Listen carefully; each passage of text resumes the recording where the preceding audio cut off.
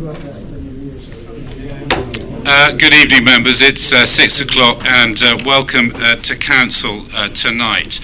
First of all, you've all got candles on the table. Please light them, and when they're all lit, we'll stand for a minute's silence in remembrance of the Holocaust Memorial Day, which is the 27th, but this is the nearest day to us. So if we could, once we've lit our candles, hopefully.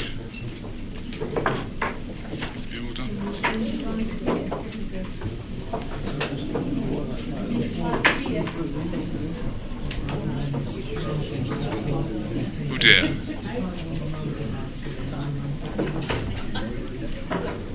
Okay. Are we all lit? If we could stand for 1 minute silence, please, in remembrance.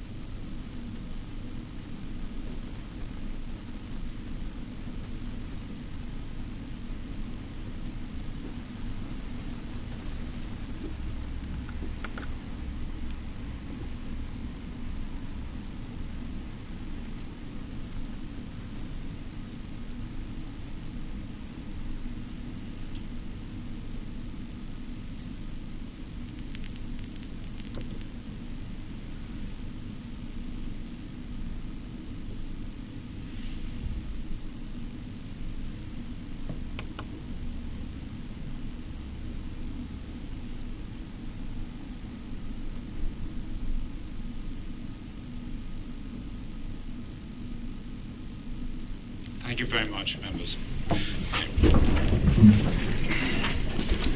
If we could move to the agenda, please. Can I have apologies, please? Yes, Chair. We've received apologies tonight from Councillors Albert Catt, Anne Elliott, Susan Hobson, Vicky Massey-Bloodworth, Tony Millwood, Jean Monks, Lewis Rose and Philippa Tilbrook. Okay. The other thing I've just been reminded of, please remember the fire regs that are above me on the screen for your information tonight, as usual, please. Public participation. None received, Chair. None received. Approval of the minutes of the previous meetings of the 30th of November and the 7th of December. Councillor Shirley? Yeah, and Councillor Donnelly? Secretary. Okay, they've been approved. Sorry, they haven't been approved. They've been, the motions have been put forward and seconded. All those in favour, please show. That's unanimous. Thank you very much. Are there interests? Nothing has been put before me tonight. Just looking round the room. No interest tonight. And leaders' announcements. The leader, I'm afraid, has been detained with a late flight, so there won't be any announcements tonight, I'm afraid. Chairman's announcements. Councillor Flitter, item 6. Thank you, Chair. Just one point, actually. This week we have launched the Council's Civic Award Scheme. Councillor Pawley, Councillor Swindle and a member of the public have already indicated that they would like to nominate somebody in their communities. There is a simple form on our website. If people could look and think about people in their own ward and nominate them, or get somebody within the community to nominate them, I'd be very pleased. I am willing to go out anywhere in the Derbyshire Dales if people can't get to Matlock for a presentation. So if they have a disability or they'd rather me turn up to one of their meetings, I will do so. But the deadline is the 16th, no it isn't, it's the 28th of February, so that we've got time to enact it while I'm still chair. Thank you. Okay, thank you very much, Councillor Flitter. Committees, item 7. You've all received the non-exempt minutes of the committees shown below. This is for your approval. Councillor Shirley? Yeah, approval. Thank you. Can I have a seconder, please? Councillor Wilde, thank you very much. So anybody else? So they've been approved. Sorry, they've been motion been put forward and seconded. All those in favour, please show. Unanimous, Chair. Thank you very much. Okay, moving on to questions. The first one is from Peter Slack to Councillor Rose. Councillor Wilde will take the answer tonight. So this is the first one about major housing planning applications. Councillor Wilde. Thank you. The District Council remains fully committed to the delivery of affordable housing as one of its key corporate objectives. The target of 30% provision is consistently applied, but it should be remembered that this is a target and that sometimes developers can make a strong case that cannot be met if a site is to be developed at all. In these cases, planning officers make sure that the financial case put forward by the developers is independently appraised. That is the fire alarm. Please can we put out our candles, please, and as directed behind me, move into the car park outside, please. Thank you. The meeting is adjourned.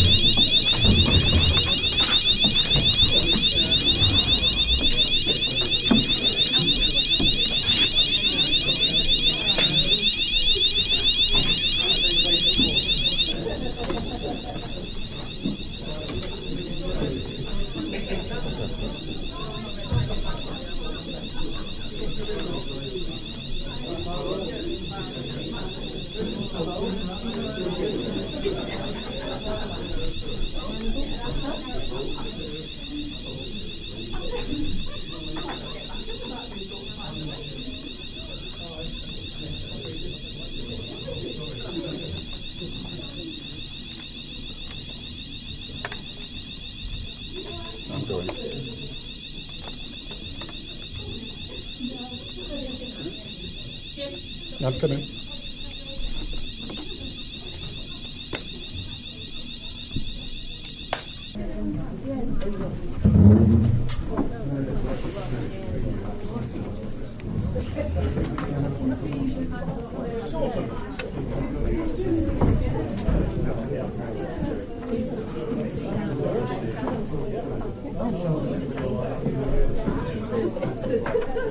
I could go under the table.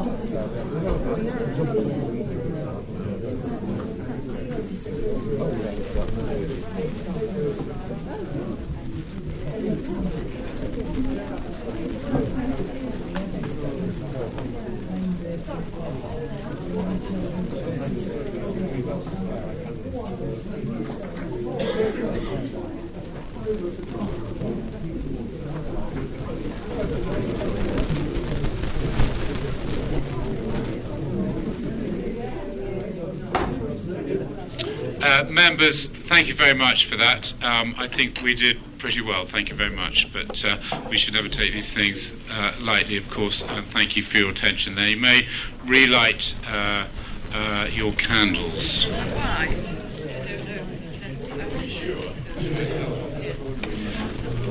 I can now tell you that that was a test, okay, but only one or two of us knew about it.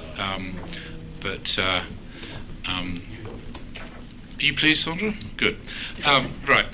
Thank you. Can I suggest that we... Sorry, Councillor Bull?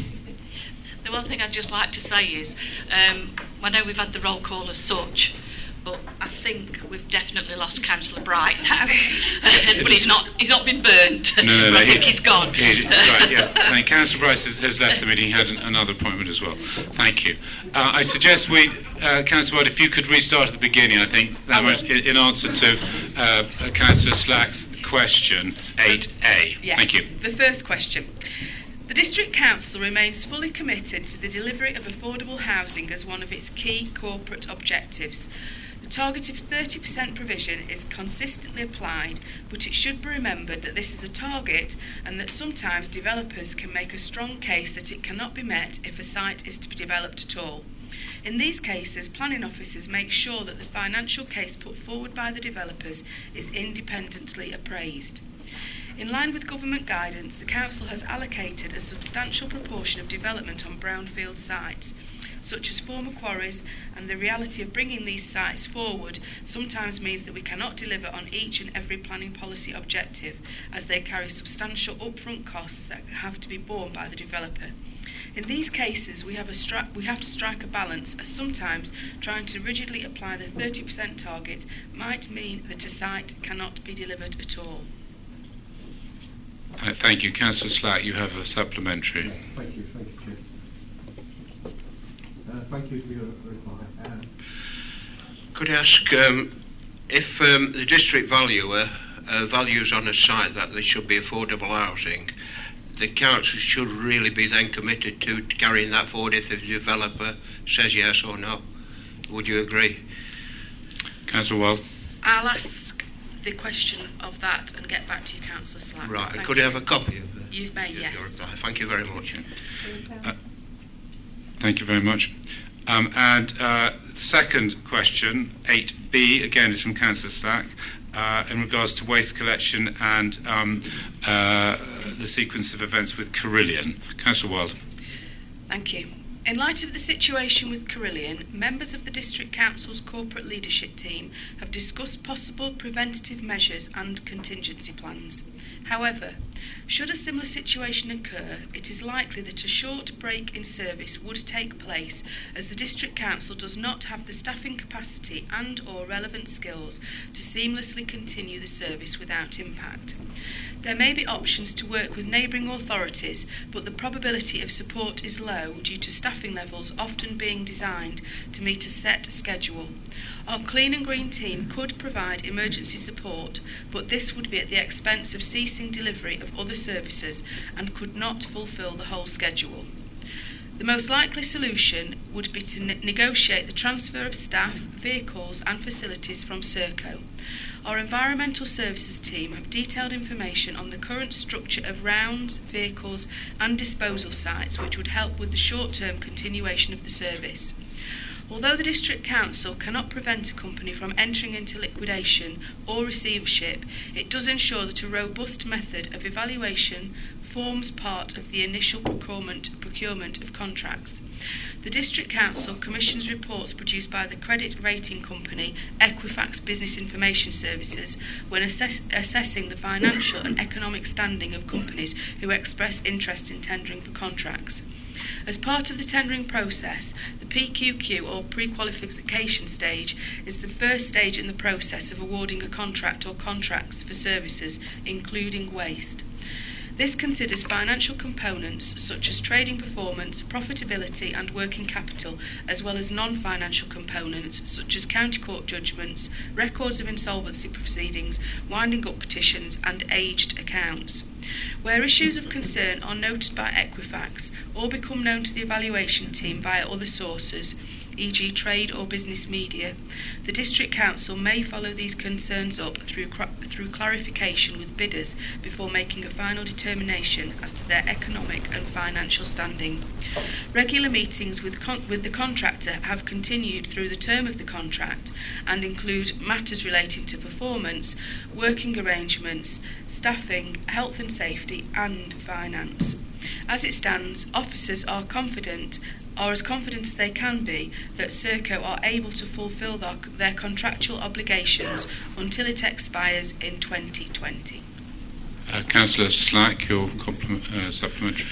Thank you very much, Councillor Wild, for your reply. I am reassured that the officers have discussed in the council, leadership have discussed this company problem. But my question is, does Serco own the refuse vehicles or are they hired? Because it would be far better if they were hired. We could have then take over that part of the District Council. Again, I'll find out that information. Yeah, if you would please, and could I have a copy of that along You may, yes. reply. Thank you very much. Thank you very much. Okay, moving on now to item 9, the Doveridge Neighbourhood Plan. Mike Hayes, please. Yeah, thank you, Chair. The report before you this evening, members, is a fairly self-explanatory report. What it does, it sets out the background to the identification of Doveridge as a neighbourhood area back in 2015 and the work that the Doveridge Neighbourhood Plan Group have been doing on the preparation of their neighbourhood plan since that time. In October last year, they submitted their neighbourhood plan to us formally, and the consultation process which we undertook on their behalf ran from the 30th of October through to the 11th of December. The consultation process threw up only 7 responses, and the report summarises those for you this evening. What the report does in section 3 is to identify those areas where the District Council or as officers we are saying to you as members, we'd like you to endorse our response back to the policies and proposals within that plan. And these comments will then be forwarded on to the appointed examiner, Mr. Matheson, who will then be able to take those into account in his deliberations of the plan and whether or not it meets the basic conditions. In section 4, as officers, we've set out for you our view in terms of whether or not the plan meets those basic conditions as are required in the legislation. And as you'll see in the report, we do come to the general conclusion that actually the plan itself is able to meet, with a number of little modifications, those basic conditions. And what we'd like to do is to send the report on to the examiner so that he can take those points into account in coming to his conclusions. Councillor Wilde. Thank you. I'm happy to move this report. It's the next step forward for the Doveridge neighbourhood plan, and we hope that the independent examiner will find that he can move it forward to referendum with the modifications as stated, and we look forward to receiving it at the next C&E or a future C&E meeting. Councillor Morley. Yes, thank you, Chair. I'm particularly happy to second that motion, and also in so doing I would like to pay tribute to the excellent work that's been done by Doveridge Parish Council and the subgroup which they set up, their working committee, to create the plan. They've been hard at it for 2 years and have come up with a very sound plan, and I'm glad that the District Council are able to support it. Councillor Mike Ratcliffe, please. Yes, thank you, Chair. I echo the comments that colleagues have just given in seconding and moving the report. I just wanted to comment from my own perspective of someone who has been very closely involved with neighbourhood planning. District Council, of course, will ultimately take a responsibility and ownership for the neighbourhood plan in Doveridge, and I think it's only right and proper that we acknowledge the hard work that has been put into this by the residents of Doveridge, and acknowledge too the time scale that's involved in these neighbourhood plans. I know for a fact that Doveridge have been working on this for a number of years now, a considerable length of time to stick with something, but they are, I'm pleased to say, about to see it coming to fruition. It has been faced with some delays that I know of, and many of them I know are unavoidable because of the circumstances around our own local plan. I would just like to very briefly just one comment on something that caught my eye, which was a response by Derbyshire County Council about the plan being very focused on Doveridge and the thought that it might have given some consideration to the smaller settlements around. Of course, by their very nature, neighbourhood plans are very localised, and they pertain to very strict boundaries that are drawn up to encompass the plan area. However, they can make comment on about neighbouring areas that impinge upon themselves, but I think we have to remember that this is a neighbourhood plan and not a broader a local plan such as we are about to see endorsed and ratified at government level. So I'm very pleased to see it going forward, and I wish them well. Thank you. Councillor Finesse. Oh, thank you, Chair.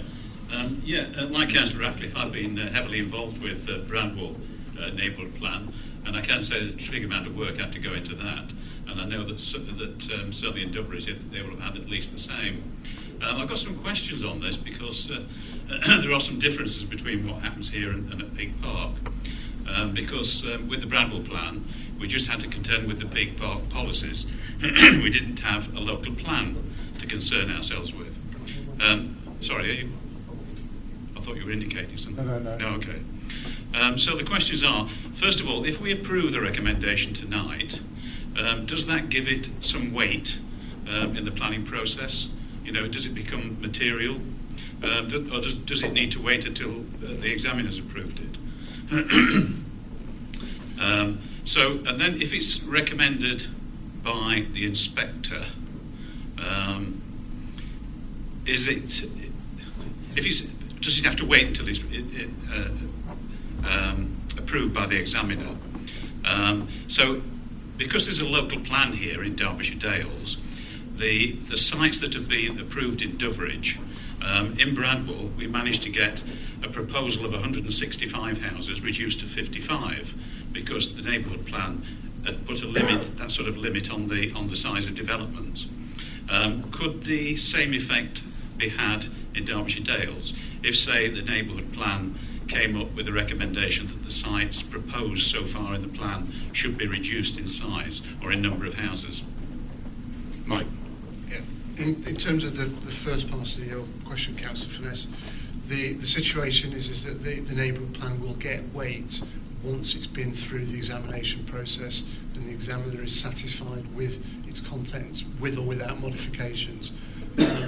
As it stands at the moment, there are some outstanding comments on the plan, both our own and those that have been submitted as part of the formal consultation process. So that reduces any potential weight that we could give it at this moment in time.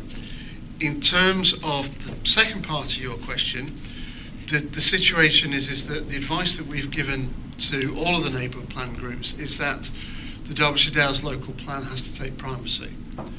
There is a requirement in the legislation that neighbourhood plans have to be in conformity with local plans. So if neighbourhood plan groups were proposing to identify a reduction in the number of the houses on a particular site that have been allocated with the plan, then that isn't the case with Doveridge. There are no allocations. They've accepted the allocations in the local plan.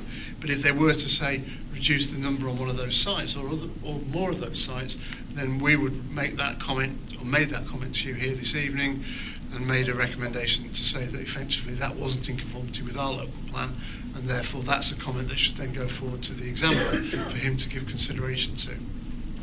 Yeah, thank you. Any further contributions, members? I beg your pardon. Councillor Martin Burford, please. Yes, thank you, Chair. Going back to what Councillor Ratcliffe asked about, or stated about the neighbourhood plan at Doveridge being concentrated on the village without regard to the smaller communities outside, I just wonder what officers' reaction is to the comments of the County Council on that subject. Mike? Well, Chair, if you know the area of Doveridge and the parish of Doveridge, there isn't really a great deal outside of the town, the village itself. So it's inevitable that this neighbourhood plan will focus upon what's happening within the village itself. We have nobody else. It's been moved and seconded. All those in favour, please, to approve this. Thank you very much. And number 10, the Derbyshire Dales Community Infrastructure Levy. Mike Hayes, please. Thanks, Chair. Members will hopefully recall that this time last year we presented a report to this council meeting which recommended that we take forward the introduction of a community infrastructure levy for Derbyshire Dales. Because of various circumstances around the local plan, we haven't progressed the preparation of the community infrastructure levy as we envisaged at that particular time. And what the report does is set out that, you know, in the background, not only have there been issues around the local plan that we've had to focus on in terms of giving a priority to, but there are also things happening at a national level in relation to how the government is envisaging moving community infrastructure levy forward. The government are envisaged continuing with community infrastructure levy, albeit that it might be in a slightly different form to what we have at the moment. And it's likely that those changes are going to be some time away. We've now got the adoption of the local plan, and we've now reflected upon where we need to go in terms of ensuring that the infrastructure that's needed to be provided alongside the development that's going to take place is funded through. There is going to be and continues to be a necessity for us to ensure that we deliver that, and the community infrastructure levy is a means of helping to facilitate that process. So when we've taken all things into account, as officers, we've come into the view that it's appropriate and right for us to recommend to you this evening that we actually continue on with the community infrastructure levy, having one eye on the fact that things might change, and reviewing and continuing to have an eye on the fact that that might influence what we need to do. But the report does set out a recommendation that we start that process off fairly quickly. We then move forward with the relevant statutory stages over the course of the next 12 months with a view to getting the community infrastructure levy adopted and introduced more formally from April 2019. Councillor Wild. Thank you. I'm happy to move that we take this forward and move on with the SIL. Obviously, it will just make sure that developers contribute to other levels in the area, at different levels, in addition to the 106 monies that we receive. Thank you. Councillor Purdy. Thank you, Chair. Well, I'm happy to support this. I mean, is it your fault, Mike, that it's been delayed for being ill? Flitter. It's nice to see you back in the chamber. Can I take you to page 17.33 to 0.35? Because I'm a bit confused.com. Are we able to secure SIL contributions or not? Because 0.33 says, or indicates, we are. It says the opportunity to secure financial contributions, but then we go down to 3.5 and it says we've got to wait till 2019. So I'm not quite sure when we can secure SIL contributions, or we're still working on section 106s. At this moment in time, we're still working on the contributions we can secure through Section 106 agreements. We can't secure funding through the community infrastructure levy until we've been through all the statutory processes, including examination, and it's then formally introduced, which is in the timetable we're setting out before you this evening, April next year. So can I ask, please, what do you mean by 3.3? Gives us the opportunity to secure financial contributions. That doesn't mean now, that means... That's in the future. Okay. Thank you. Councillor Mike Ratcliffe. Thank you again, Chair. I note, first of all, that our target date is April 2019.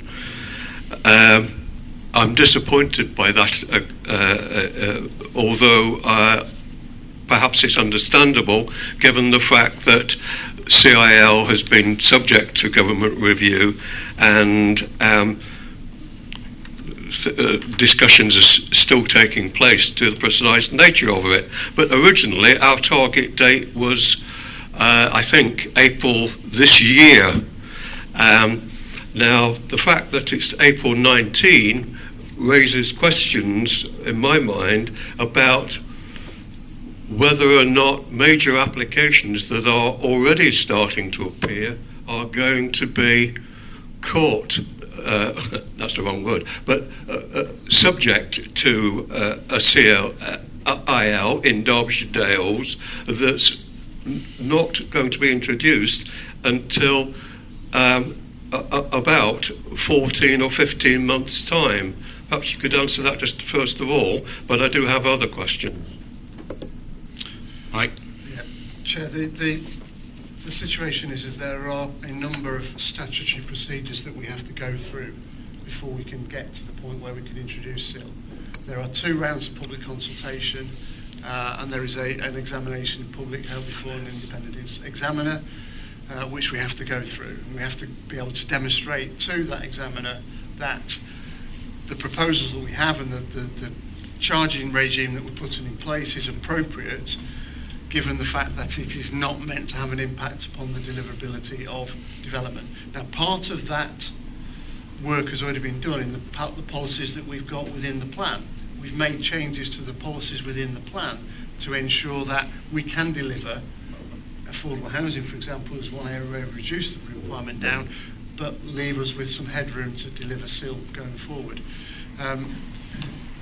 In the course of the next 12 months, there will be applications that come in. Some of them may be of the major development sites, some of them may not be. Where we can, we will continue to seek contributions through the Section 106 route, and when SIL is introduced, we will then introduce SIL alongside that as well.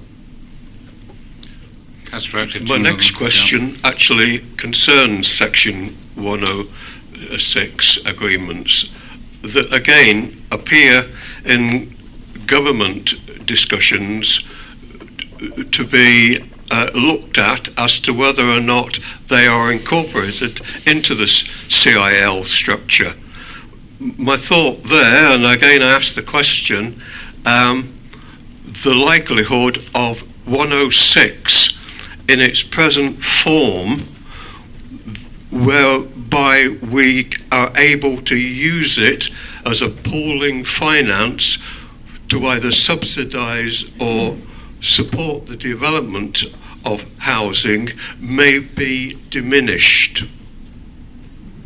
Because, as the government have said, they feel that the revenue generated by CIL is insufficient to contribute effectively to the infrastructure required to support new development. Chair, the quote that Councillor Ratcliffe's just given is not one from the government, but it's from the government's expert review panel. Right. So what they've done is they've looked at how effective SIL has been in operation in those areas of the country where it has been in operation, and they've come to the view that it may not be, in those particular areas, the sort of revenue generator that it was possibly envisaged to be when SIL was first set out as a potential policy mechanism for delivering infrastructure. And if you recall, this time last year when we had the debate about it this time last year, and I think I said it to Councillor Fitter potentially, is that SIL isn't necessarily the panacea for all. It will provide us with funding to contribute towards infrastructure, but it won't necessarily mean that we'll get everything that we need to deliver that. And that's where we have to work in partnership with other agencies to make sure that they're delivering the infrastructure that we can then part fund through the SIL mechanisms. Yeah. Now, as I said before, I am totally behind this. I think it's a very necessary revenue source that we really ought to pursue, and I wish that we'd done it sooner. However, can I read you something that's appeared in a circular of the Derbyshire Association of Local Councils? Councillor Ratcliffe, how long is this piece? Is it for circulation or?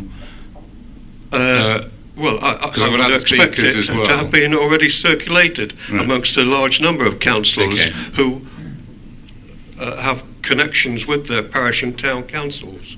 Okay, if you proceed, but I've got other people who want to talk in a minute, please. You can have a copy, yes. Right, okay, at the end, okay. Right. It reads, some observers believe the proposals which we've just referred to by this review that are going forward as part of the government's consultation on this, may make the system more complicated.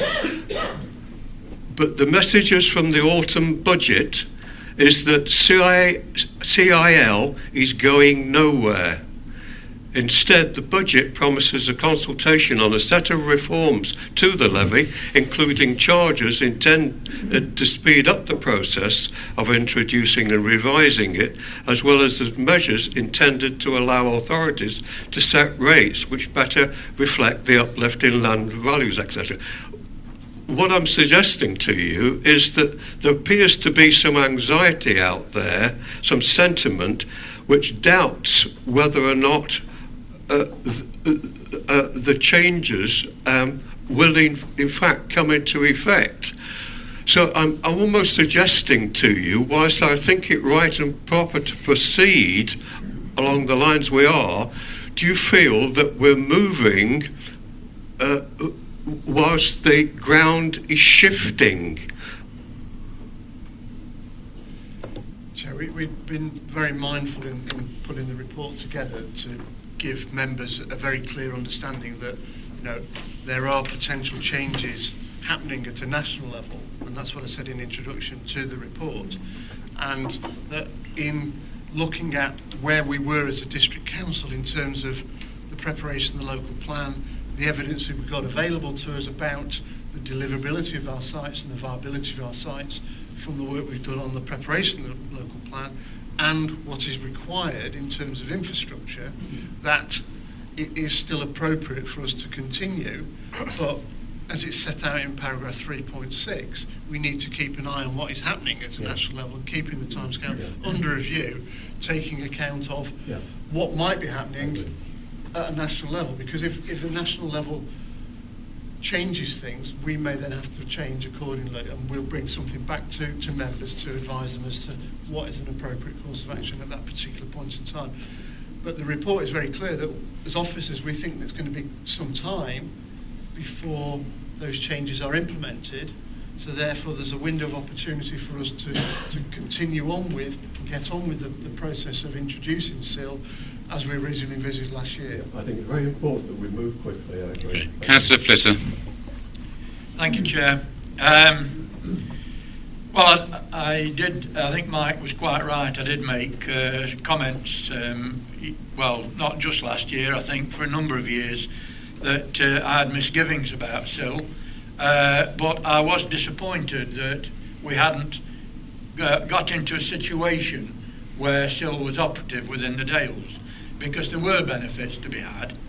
But we've been doing this since 2010, and it seems a lifetime that we discuss this every year. But I don't think we've got any choice tonight but to accept an extended timeline. But looking at the inspectors or the review group's comments, it has been patchy. We're not alone in delaying this all over the country. And my point about how much money we raised to cover our infrastructure has not been realised. So they've come up with this hybrid scheme that they're going to look at, but they've not given us a real timescale. So I'm interested, within the report, we do have some issues to look at in the future, but I wonder if our officers have got a view on the importance of the hybrid system and what is the most important, relevant and beneficial to this council. Chair, the review group came up with a recommendation to government about the introduction of a potential hybrid system. What the government did in the budget was actually, in some respects, to completely ignore what the SIL review group had actually said to them and come up with their own particular views as to how to take SIL forward. And that's a slowly but surely approach in terms of consultation on potential different approach to that recommended by the SIL review group. And we can only wait and see how the government set out their consultation proposals going forward. But the hybrid process, or hybrid scheme, is one that was identified by the review group, but not included within the budget papers in November. Councillor Furness. Yeah, thank you, Chair. Well, just following on what's been said, in 2.4, which goes into this hybrid system, can you explain, I know they're not going ahead with it, but just for interest, because it's down here, what's the difference between a local infrastructure tariff and a community infrastructure levy? Why different terms there, tariff and levy? And what actually would be involved in the local infrastructure tariff? Chair,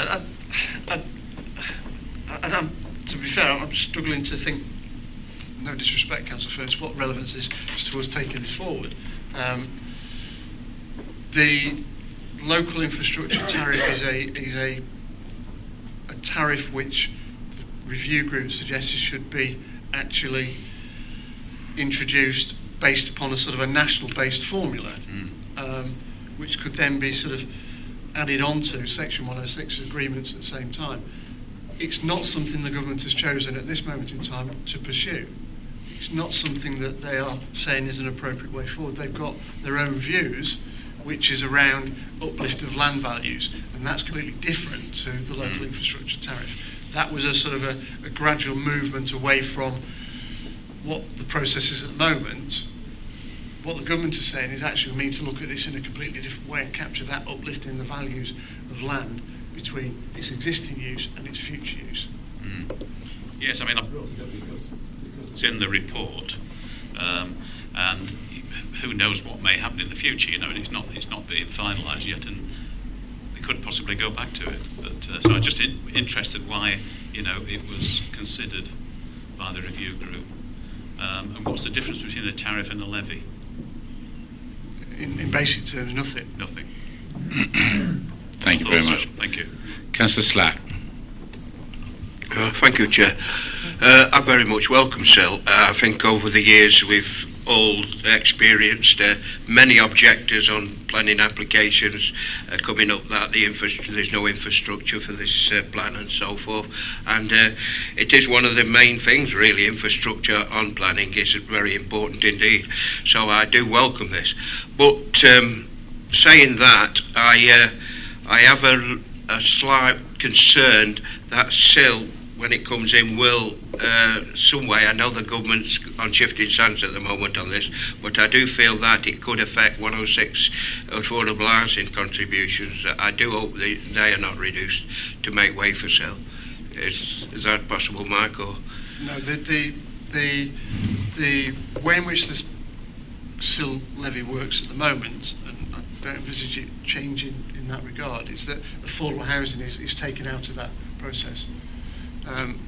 There is no contribution towards SIL from no contribution towards affordable housing from SIL. They all come from Section 106 agreements and are site specific. Yeah, I don't envisage that changing going forward. Yeah, I do understand that, but as a government might see it in a different light, you know, at the moment there's a lot of doing a project government, and they might see it in a different light that 106 affordable housing contributions may have to be reduced to make more money for SIL, which I wouldn't like to see that. But, I am supportive of SIL. Thank you. For no further contributions, it's been moved and seconded. All those in favour, please show.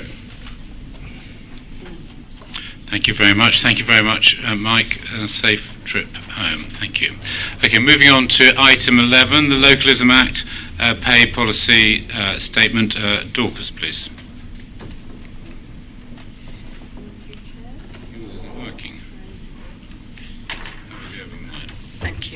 Thank you, Chair. Yes, very briefly, Chair, this is a requirement under the Localism Act that we publish every year on the website our annual pay policy. It shows the remuneration of your chief officers and the lowest paid officers and the relationship between the two. Thank you. Councillor Stevens. Thank you, Chair. Well, I understand that the pay policy statement has been a statutory requirement since 2012, and since then we have been updating it on an annual basis.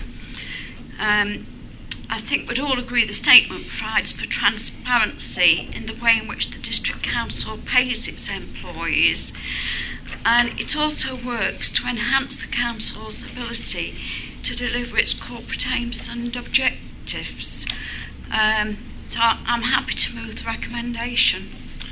Councillor Wilde. Thank you very much. Anybody else like to contribute? Councillor Mike Ratcliffe. Thank you once again. Chair, obviously this item is about the pay policy, and I know that we've done work in this area in the past, and been very pleased to note that we have, of course, over the years adopted living wage increases, etc., for our lowest paid employers and others.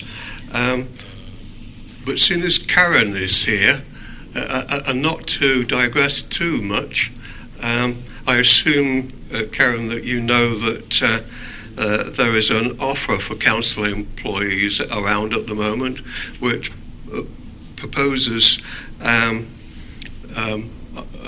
think in total, a 4% increase over two years, with some adjustment to national pay spines. I am assuming that we've taken good account of this in our budget. Do you want to a rhetorical question, really? Karen, are you happy? Yes. Our medium-term financial plan that we approved in November included 2% a year for pay increases. However, this offer awards slightly more than that. So we're currently evaluating that, and we'll be including that in the next medium-term financial plan due to come in March. Councillor Finesse. Thank you, Chair. Just a reference to the mileage payments on page 62. We recently had a review of members' mileage allowances, and that was sort of simplified down to a single price per mile. But we've still got quite a complicated arrangement here, and I wondered whether that ought to be reconsidered in the same way. Who'd like to answer that? All right, thank you. Chair. Yes, members will recall, I'm sure, that in the efficiency plan we had down a review of the essential users allowance and mileage rates for staff. That review is being undertaken and should be due to report by the end of March. And Councillor Martin Burford, please. Thank you, Chair. My question on my point is very similar to Councillor Finesse's, actually, and he will be aware, as our other members who are on the Peak Park will be aware, that many years ago the Peak Park did away with this system, have a flat rate per mile for car user allowances. And so I was going to ask the same question, actually, why it's not, for environmental reasons apart from anything else, why we want to encourage the use or the claiming of expenses against the use of larger vehicles.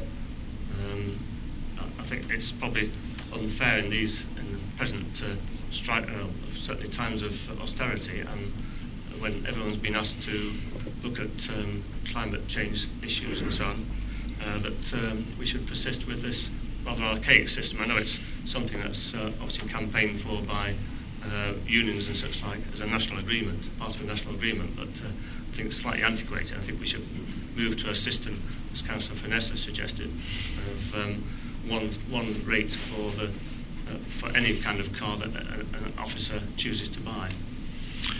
Thank you very much. Dorcas. Couldn't agree more, Councillor, hence the review. Okay. Thanks very much. It's been moved and seconded. No other contributions. All those in favour, please. It's unanimous. Thank you very much. Item 12 now. Now we're on to Karen. Local council tax support for 2018-19. Karen, please. Thank you, Chair. As it says in the report, Council is required to approve a scheme for 2018-19 by the end of January, hence the report. You can see in the report in paragraph 1.7 that the scheme adopted in 2013 continues to work well, and it's been well received. Unlike a lot of other councils, we've not had to defend it at a judicial review or at a valuation tribunal. So we're not proposing any major changes. There are no technical changes proposed, so there's been no public consultation necessary. It's proposed that all the allowances, premiums and non-dependent deductions are uprated in line with government circulars. So effectively we're just making minor tweaks in line with the government recommendations. One thing that we have looked at, you'll see in the report, is the Council has a budget of £15,000 to address hardship applications. But this year, that amount has already been fully committed. So the report proposes that we should increase that budget by £1,000 to £16,000 to be spent in 2017-18, and also increase the allowance to that amount for 2018-19. At this point in time, the benefits manager considers that will be sufficient. However, as it says in the report, if during 2018-19 we find it to be insufficient, we'll bring a future report back to Council. Councillor Stevens. Thank you, Chair. Well, the scheme's been in place for several years, and Karen's explained it is an upgrade. And each year, when we've agreed the current year's figures for the hardship relief, we've always agreed that if it became necessary due to the fund running short of money due to increased demand for assistance, that we would review the amount. And in view of this, I'm happy to move the two recommendations relating to the year 2018-19, but I'm also pleased to move the recommendation to increase this year's funding to 16,000 for the 2017-18, so that there is still funding available should any further requests come in. Councillor Wilde. Yeah, I'm happy to second this. The fact that we're increasing the hardship fund from 15 to 16 it goes to show that we have honoured what we said we would do, and if we needed to increase the fund, that we would do. So I'm pleased that we're going to be able to do that. Councillor Mike Ratcliffe. Thank you, Chair. Can I say, first of all, just to remind members that as far as I am aware, there is no statutory responsibility on us to actually have this fund, and I think it's really, really positive, not only that we have it, that we're continuing to maintain it and to use it, and it's one of the one of the few things that I am in absolute harmony with alongside Councillor Rose.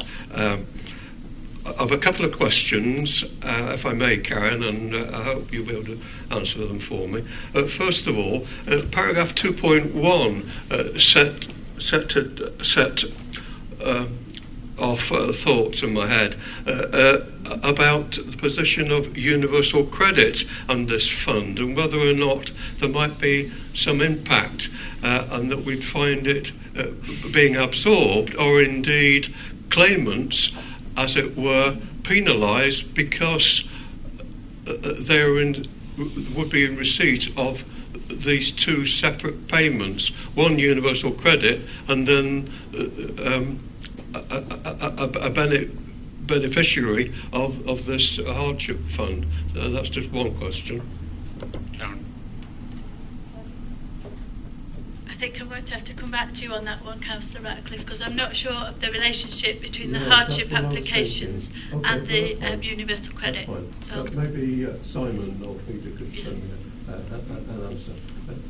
The second question really is about paragraph 2.9, which I noted there for our information as much as anybody, that of course the scheme encompasses 140 pages of documentation, and I wanted to ask Simon Benyon, if he was here tonight, just to remind me exactly how it is that we publicise this and what the process is for claimants, because my word, the outcry that I raised, and I know others did, when we started to hear of the way in which the government wanted claimants to the avenue they wanted them to go down in order to claim universal credit. Thank goodness that's been changed, and I'm sure our process would be much simpler. But I wanted to ask him that. So anyway, carry on. Well, the document is very technical, and by its nature, it's got to be so. That's why we only put it on the website now. But since we introduced the scheme, we do have staff that can assist people in making a claim, and we work alongside the CAB as well to provide extra support. I just find it very simply and directly. recommendations 2 and 3, which refer to the maximum total amount, seem very similar. Is there not a repetition contained somewhere within? They relate to different financial years. Thank you very much. It's been moved and seconded. No other contributions. All those in favour, please show. Thank you very much. Item 13, the Provisional Local Government Finance Settlement 1819. Karen.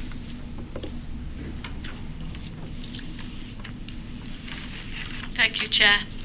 The report sets out details of the provisional settlement, and we expect to receive final figures in March. I've set out the key headlines of the settlement in section 2 of the report. To pick out a few of the more significant ones, Derbyshire Dales District Council was successful in its bid to become a business rates pilot, so we're hoping that we might derive some financial benefit from that in due course. The DCLG says it's now recognised the additional demands and pressures of rural areas. It's topped up and given us slightly more rural services delivery grant than we expected in 2018-19. And the final one I wanted to highlight there is DCLG say they're aware of concerns about negative revenue support grants. What that means is that in 2018-19 we're due to receive no revenue support grants, and in 2019-20 they're going to take 362,000 off our business rates income, and that's what they call negative revenue support grant. It's nice to see they're aware of concerns, but what they'll do about that, we'll have to wait and see. Section 3 of the report sets out the provisional settlement specifically for Derbyshire Dales District Council. There's a reduction of 11.3% in the settlement funding assessment over the current year, 2017-18, but that's in line with what we expected as part of the 4-year deal, and it's in line with what we included in our medium-term financial plan.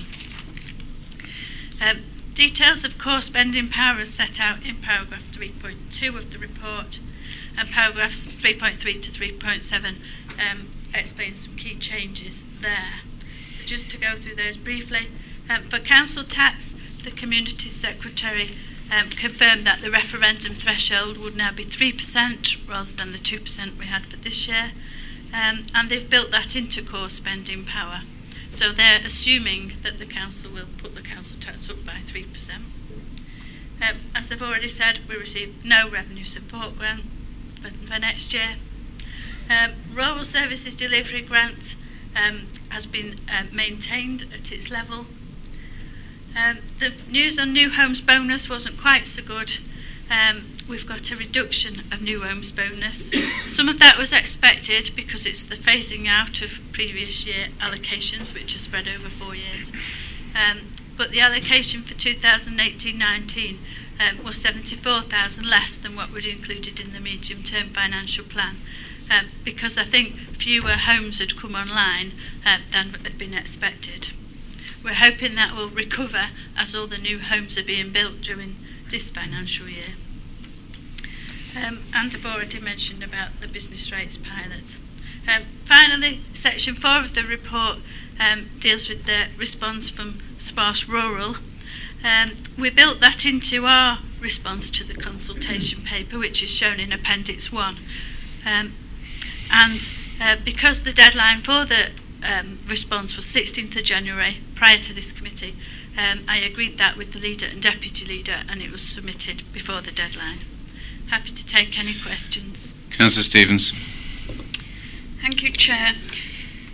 Well, I think it's a very mixed bag when you read through it. I'd like to thank Karen for the way she's highlighted the various points. I think this does make it clearer for all of us to understand what's happening. This is only for noting, so I am going to move the recommendations, but I would like to thank Karen for the work that she put into the report for the response to the government consultation. There's a lot of detail in that, and there's a lot of it that I think we would all like to think that at least some of those comments will be noted by the government. I know there's no guarantee, but we can hope, and perhaps they will note what we've said and what the other authorities have said and act on them, and we'll come up with something that could be beneficial to us all. I'm happy to move the recommendations. Councillor Finesse. Thank you, Chair. Yes, I'm happy to second recommendations. There's just a question I'd like to ask on 5.2. And Karen, you've referred to this a couple of times, or maybe more, about the pilot scheme for the business rates. Putting on your most optimistic feelings, what do you think we might get out of this? Because obviously we've got quite a lot of losses there. It'd be nice to have something substantial coming back from that. It's difficult to say at this time. We've recently worked with the other Derbyshire authorities to appoint a consultant to help us do some financial projections. We're all gathering information about what business rates we collect at the moment. We're hoping to have that done by the end of January. There were figures suggested that there would be millions of pounds coming to Derbyshire, but in reality the bulk of that is going to go to Derby City Council and Derbyshire County Council. So at the moment I'm not building anything extra into our medium-term financial plan, although that might change in a few weeks before I bring it to Council. So push you to a guess. Councillor Mike Ratcliffe, please. Thank you, Chair.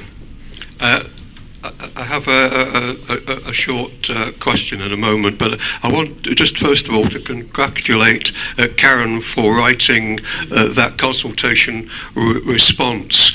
I thought it responded in a very proactive way to the questions asked. It was evidence-based, but above all, it was vigorous in defending this authority's and acknowledging the financial difficulties that we face, and really saying to the government, come on, listen to what we're saying and listen to what others are saying too about all the problems that surround authorities once you start to take away the funding and funding support. I note particularly, of course, that we have a higher than average reduction. Across the local shires, 3.5%. Ours is 4.2%. It seems to be this assumption that's been around for years now when it comes to funding settlements for Derbyshire Dales, that we are a prosperous and somehow cash-rich authority. We may be land-rich in terms of our geography and demographic, but we're certainly not prosperous. You've only got to look at the income figures to acknowledge that, and some of the indices of social deprivation that underlie that sort of veneer of house prices. Can I just point you, Karen, if I may, to paragraph 2.1 and ask you, because sometimes I don't read these things too clearly, depends what I'm like at the time, but I read this, it's about your third or fourth point down, talking about business rate retention. I read it saying, significant change from previous plans, with the local share now increasing to 75% rather than the 100%. I thought we were getting 100%. So did we, but it's the LGM. Well spotted. Right, thank you very much. We've got Councillor Flitter now, please. Thank you, Chair. Well, we seem to be here again, and but the idea, a year ago, was that we entered the 4-year plan, which should have given us some stability. However, I think we all knew that in 2019-20, we would go into negative RSG. And I'm pleased that we could get a consultation in spring, hopefully of next year. But I wondered if our officers have got any thoughts on what may be the content of that consultation, what opportunities we have in putting our case forward yet again, and also what is more important is the length of the consultation needs to be spelled out, because we come time and time again where our officers are having to respond in the way that they have this time because of the length of consultation. But I just want to support Mike Ratcliffe's view on the response that we have given from this council, because I do think it was robust. I do think it is very good for this council putting the case forward. And I certainly agree and support the comments in section 1 when we talk about the mythology and the way that it all is calculated. But I did just have to wonder, and I know what Karen said about the extra money that has come in, being a rural council. But in 3.5 of the report, it recognises that it says that the government recognises the challenges for rural communities. And then in para 5 on 76, it says the government is content for people in rural areas to pay more council tax for diminishing services. Bit of contradiction there, and I'm just hoping that our responses will continue in the form that we have this time. So I think it's so important for this council to make that case. Thank you. Who we go next? Councillor Slack, please. Thank you, Chair. Yes, again, we're very disappointed with most of this. I wouldn't call it a mixed bag, I'd call it an empty bag. Again, we see the government promised in business, when we take the business rates over, it all go to local authorities and they'd be able to do this as they reduce the rates of grants, which is coming to nil. And we look forward to taking some of this bit. And now they're putting their hand in the business rate bag and taking some of that away. So I'm very disappointed with the government's response. I'm pleased that Karen's done the best job she can under the circumstances, and thank you very much. But the government's, for year after year after year, they've put these cuts on us, and now we're right to the bone. Our local authorities are right to the bone. We cannot sustain anymore. I mean, it's intolerable on local authorities, all right through the country. So we must impress on the government, as we have done. We've done our best, but we must impress more on the government that this has got to stop. They've got to give local authorities more support and let local authorities run properly, because the infrastructure of the local authorities is disintegrating before our eyes. You see time and again different places shutting. We never hear nothing opening anymore. So I am disappointed, but I'm pleased we've done the best we can in Derbyshire Dales to get around this as much as we can. But thank you, Karen, for your work. Thank you very much, Councillor Slack. It's been moved and seconded. No more contributors. All those in favour, please show. Thank you very much. Can I ask Councillor Irene Ratcliffe to move number 14, the sealing of documents? Welcome. Nice to have you here. Thank you very much.